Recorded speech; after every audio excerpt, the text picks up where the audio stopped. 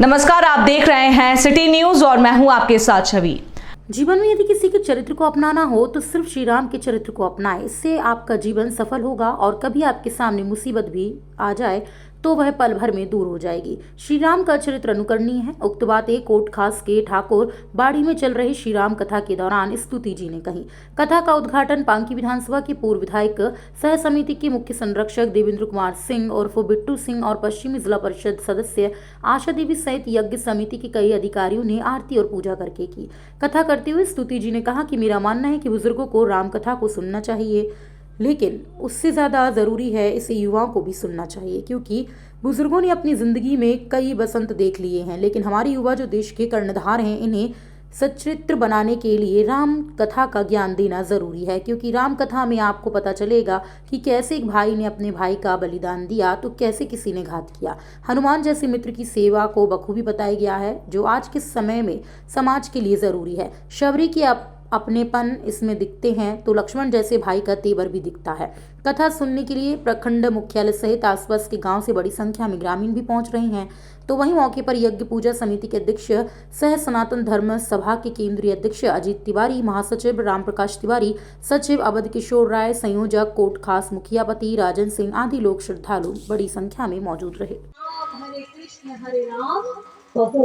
और इतना हो गया सरकार तो जीवन से राम राज्य जब आ जाता है तो मानस की सफाई है ना, दैविक दैविक भौतिकता,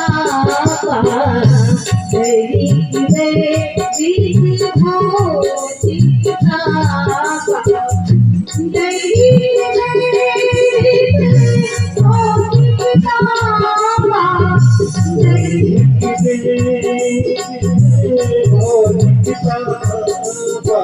राम राज्य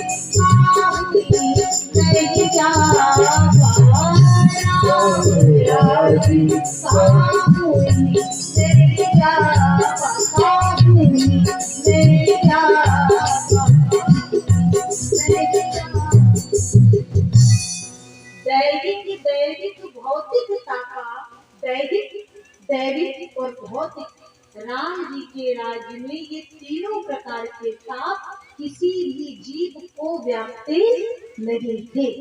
और वैसा ही राज्य जब हम अपने जीवन में चाहेंगे तो राम को मूर्त रूप से जो देखने की हमारे अंदर उत्सुकता होती है ना, उस उत्सुकता से पहले जान लो राम से बड़ा राम का नाम। रामचरितमानस में प्रारंभ में हमारे गोस्वामी जी सबको प्रणाम करते हैं और अंतिम में कहते हैं सिय राम मैं सब जग जानी, करम प्रणाम जोर जुग पानी। और फिर जो राम नाम की महिमा का वर्णन किए ना सरकार, वो अद्भुत किए कि राम नाम की महिमा का इतना वर्णन दे जिसको भगवान राम स्वयं नहीं समझ पाए।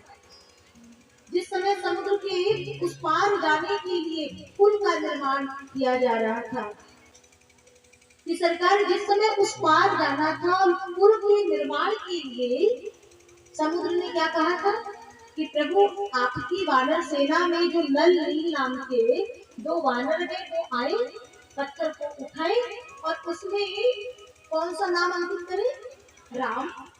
वो खुद समुद्र में डालेंगे तो वो पत्थर डूबेगा नहीं बल्कि तैरेगा, पुल का निर्माण हो जाएगा। आज लोग कहते हैं क्या होगा, राम मंदिर बन जाएगा तो सुनो, राम मंदिर बन जाएगा तो मंदिर जाओगे तुम्हारे जीवन का आंतरिक और बाह्य दोनों रूपेण शुद्धता हो जाएगी। और जब ये दोनों रूपेण शुद्धता हो जाएगी और धर्म तुम्हारे जीवन में रहेगा तो ईश्वर की कृपा से तुमको कभी जल्दी कोर्ट कचहरी किसी डॉक्टर के चक्कर काटने नहीं पड़ेंगे। और दुनिया में चक्कर काटते रहोगे तो राम जी का द्वार मिलने वाला नहीं। राम जी की कृपा से तुम्हें ये जितने भी व्याधियां हैं, जितने भी आंधियां हैं, भगवान राम की कृपा से ये सब कट जाते हैं। ये राम जी की कृपा है। तो भगवान राम ने सोचा ये सब इतना परिश्रम कर रहे हैं, क्यों ना मैं भी थोड़ा परिश्रम करूं, इनका सहयोग करूं। तो राम जी एक कोने में गए और उन्होंने देखा कहीं आसपास कोई ना हो, क्योंकि ये मुझे कार्य करते देखेंगे तो मुझे कार्य करने नहीं देंगे। और भगवान राम ने पत्थर को उठाया, और जैसे ही पत्थर उठाए तो उन्हें याद आया कि इसमें तो वो नाम लिख रहे थे। और किसका नाम लिख रहे थे? थोड़ा जोर से बोलिएगा। राम का। पूछ कौन रहा है? राम। तो राम कह रहे किसका नाम लिख रहे हैं? तो किसका नाम हुआ? मेरा। राम जी कहते वो राम नाम लिख रहे हैं, वो मेरा नाम लिखे, लेकिन ये नाम तो मेरा है, उनको लिखने दो, मुझे अपना नाम लिखने की आवश्यकता नहीं है। तो उन्होंने जैसे पत्थर उठाया था ना, जस का तस वैसे ही समुद्र में छोड़ दिया। तो क्या हुआ? राम जी वाला पत्थर डूब गया।